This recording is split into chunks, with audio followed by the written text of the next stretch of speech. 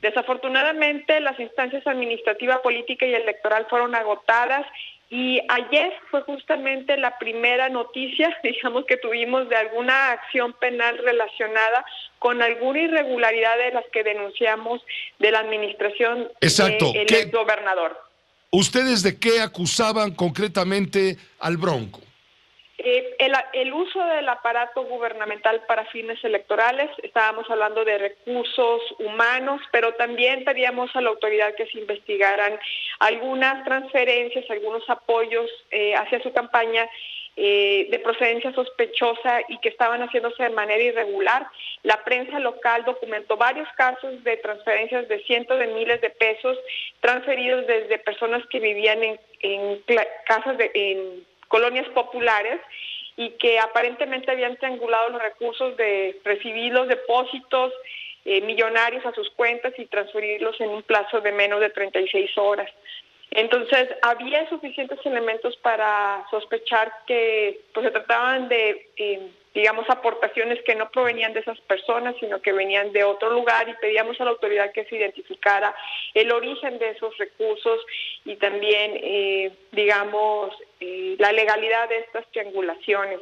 Pero fue hasta ayer que tuvimos la noticia, ¿no?, de que se estaba procediendo con dudas si efectivamente era por el caso de las irregularidades durante la campaña del 2018 o si era alguna otra irregularidad en algún otro proceso electoral, porque hay que recordar que en el 2021 también hubo un proceso electoral que, aunque él no participó directamente, participaron algunos integrantes de su administración. Y bueno, hoy tenemos la noticia que se están acumulando las carpetas por otras denuncias interpuestas por otros asuntos irregulares en su administración, como la requisa de Covía. Los gobiernos son, por definición, corruptibles. Podrán no ser corrompidos en algún momento, pero de ninguna manera se puede hablar de que no sean corruptibles, porque están siempre expuestos a corromperse. Y creo que la historia de los gobiernos en México y en todo el mundo y en toda la historia de la humanidad afirman lo que te estoy diciendo. Los gobiernos, como todas las organizaciones, como todas las instituciones, como todas las personas, en definitiva, podemos caer en actos de corrupción.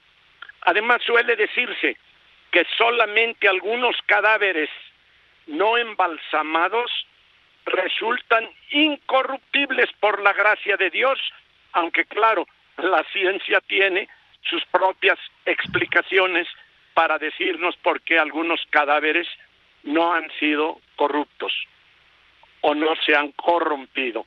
Pero ningún gobierno puede equipararse a un cadáver, porque tienen vida e incurren en acciones y en omisiones que pueden llegar a ser ilegales, maliciosas y aún depravadas. Así que el actual gobernador de Nuevo León debe cuidar sus palabras y no decir que su gobierno es incorruptible, porque también a él el destino lo alcanzará. Ahora, recordemos que los más encendidos discursos en contra de la corrupción los hemos escuchado de candidatos y de gobernantes que terminan en el banquillo de los acusados. Recordemos, por ejemplo, el caso que nos ocupa de Rodríguez Calderón, apodado el Bronco, que ofreció, de llegar a la presidencia, cortar las manos de los ladrones, y hoy por lo pronto está preso y acusado de ladrón.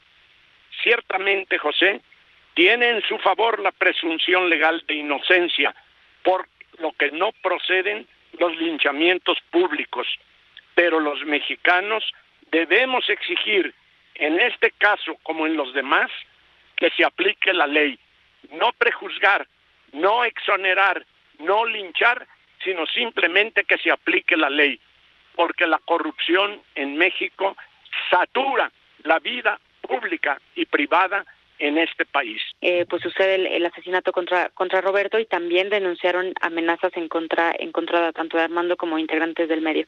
Pero creo que aquí hay algo que mencionar muy importante, y es que el hecho de que una persona periodista rechace las medidas, en este caso, por ejemplo, del mecanismo, habla también de una cuestión que tiene que ver con la desconfianza que se tiene contra las autoridades.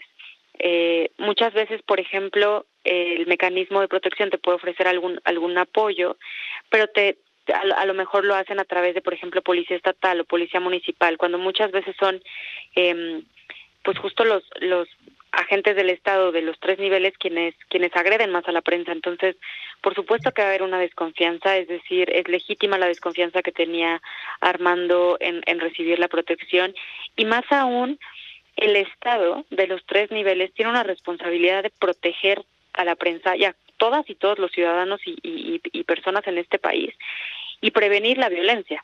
La violencia contra la prensa se inserta en un contexto de graves violaciones de derechos humanos, y el hecho de que una persona, en este caso Armando, diga no, por ejemplo, a ser beneficiario del mecanismo de protección, no tendría que ser una justificante para que el Estado no investigue, para que el Estado no proteja, para que el Estado no prevenga la repetición de violencia. Ahora, sin embargo, y a pesar de que hay voluntad, cuando menos verbal, manifiesta, siguen los ataques desde la mañanera, el acoso, el hostigamiento a los periodistas. Esto no creo que contribuya justamente a crear el clima que se está buscando, seguridad para el ejercicio profesional de la información.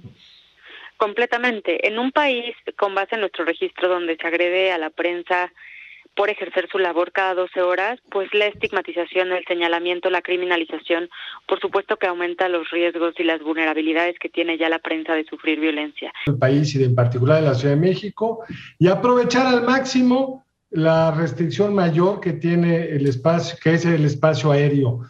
Y esto no lo logra el aeropuerto de Santa Lucía, porque no permite operar al mismo tiempo Santa Lucía con el aeropuerto capitalino. Es decir, van a estar los dos funcionando, pero las pistas no pueden funcionar simultáneamente. Entonces, lo que hicimos fue partir la capacidad aeroportuaria entre Santa Lucía y la Ciudad de México, y los aeropuertos, Pepe, tú lo sabes, lo que importa es la posibilidad de conexiones que te den.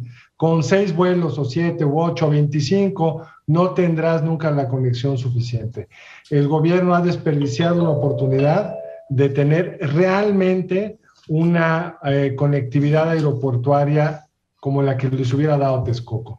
Pero a mí lo que más me sorprende de todo esto, Pepe, es que además el gobierno está desperdiciando el actual aeropuerto capitalino como zona de desarrollo para el oriente de la ciudad, Pepe. En el proyecto de Texcoco, con esta capacidad que tiene el gobierno de hacer las cosas, hubieran podido acelerar Texcoco, quitarle lujos, estarlo inaugurando hoy. Y lo más importante para la jefa de gobierno y para la ciudad en general, la oportunidad de utilizar las más de 700 hectáreas del actual aeropuerto, que ahí se cerraría, para tener un Texcoco donde podrían operar simultáneamente varias pistas. Este actual aeropuerto podría transformar el oriente de la ciudad como ninguna obra lo ha podido hacer, probablemente ninguna ciudad del mundo. Entonces, se cumplió el objetivo presidencial, habrá un aeropuerto en Santa Lucía, pero se perdió la oportunidad de mejorar la conectividad de la Ciudad de México y la enorme oportunidad, Pepe, de desarrollar el oriente de la ciudad con parques, universidades, vivienda, vialidades, etcétera, la zona más pobre, la zona que más vota por el presidente López Obrador y por Morena. Una tristeza.